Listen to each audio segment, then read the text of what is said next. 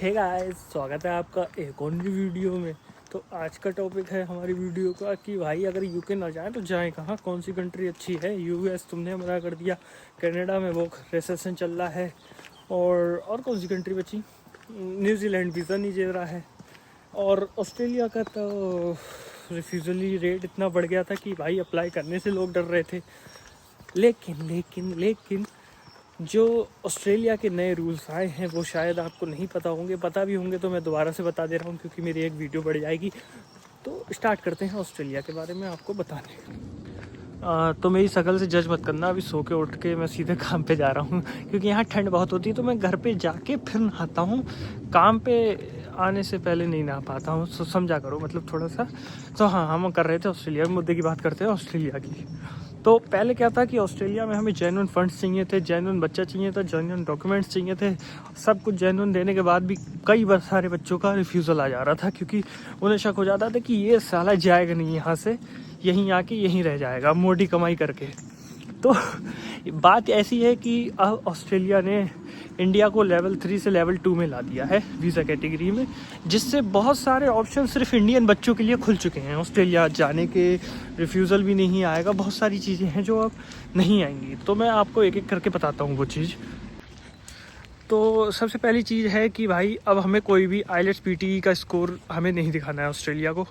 और क्योंकि पहले हमें जो हमारी आईलेट्स पीटी के स्कोर रिक्वायरमेंट थे वो बहुत हाई भी कर दिए थे।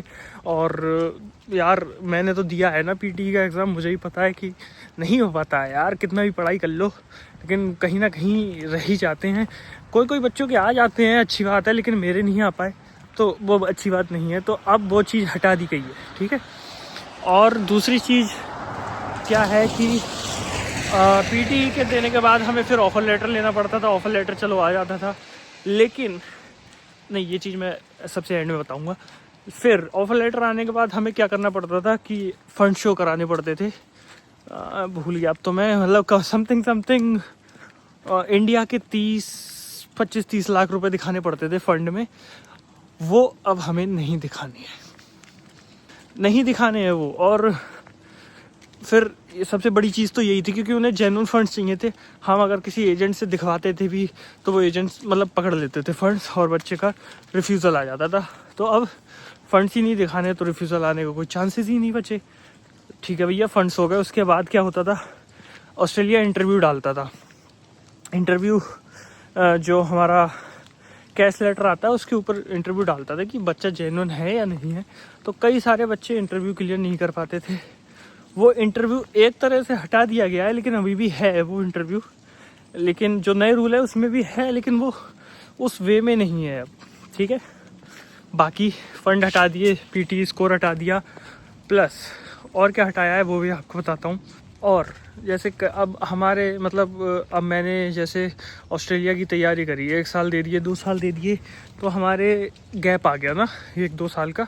अब ऑस्ट्रेलिया गैप भी एक्सेप्ट कर रही है, सिर्फ इंडियन स्टूडेंट्स के लिए है, इंडियंस के लिए है ये सारी चीज़ें। तो वो अब गैप भी नहीं एक्सेप्ट कर रहे हैं, 1 साल 2 साल, शायद से 2 साल तक ही कर रहे हैं। तो अब गैप का भी कोई मसला नहीं रहा। और अब ये सारी चीज़ें हट चुकी हैं तो फिर कितना इजी हो गया है ये सोचें आप। लेकिन ये सब इजी तब हुआ है जब आप उनकी स्पेसिफिक उन्होंने एक लिस्ट लगाई है, उन यूनिवर्सिटीज़ में अप्लाई करते हैं। उन यूनिवर्सिटीज़ में अगर आप अप्लाई करेंगे, आपका ऑफ़र लेटर आ रहा है, ऑफ़र लेटर आपका वो देने के बाद आपसे एक मिनिमल से एक अपना मीटिंग होगी ऑनलाइन। उसमें आपसे क्वेश्चन पूछेंगे कि बच्चे को इंग्लिश आती भी है या नहीं। वो अगर आपने मीटिंग पास कर दी तो सीधे आपका वीज़ा आ जाएगा, सीधे आप ऑस्ट्रेलिया अपनी स्टडी करें। मेन चीज़ ये रही। तो लेकिन अब मेन बात ये है कि भाई यूनिवर्सिटीज़ कुछ हैं जो स्पेसिफिक यूनिवर्सिटीज़ हैं उनके ही है ये नहीं कि हम किसी भी यूनिवर्सिटी में अप्लाई कर दें। प्लस जिस कोर्स में आप जा रहे हैं वो कोर्स आपको पूरा करना पड़ेगा, अदरवाइज़ आपने चेंज किया। सबसे ज़्यादा ऑस्ट्रेलिया में ये होता था कि चेंज कर लेते थे, अब वो चेंज करने वाला सीन हटा दिया। चेंज करा तो सीधे आपका वीज़ा कैंसिल हो जाएगा और आप इंडिया वापस। तो समझ रहे हैं ये बात को। बाकी इन यूनिवर्सिटीज़ की दूसरी यूनिवर्सिटीज़ के कंपेयर से फ़ीस भी थोड़ी ज़्यादा है, लेकिन भाई अगर आप ऑस्ट्रेलिया जा रहे हैं तो वहाँ पे आपको इनकम की इतनी दिक्कत नहीं होगी जितनी यूके वगैरह में है। हमें आप अपने आराम से फ़ीस वगैरह भी निकाल सकते हैं, उसके बाद अपना आराम से 5 साल स्टे करें आप, रगड़ के पैसा कमाएं और फिर अब वापस आना है तो वापस आ जाए, वरना वहाँ PR ले लें।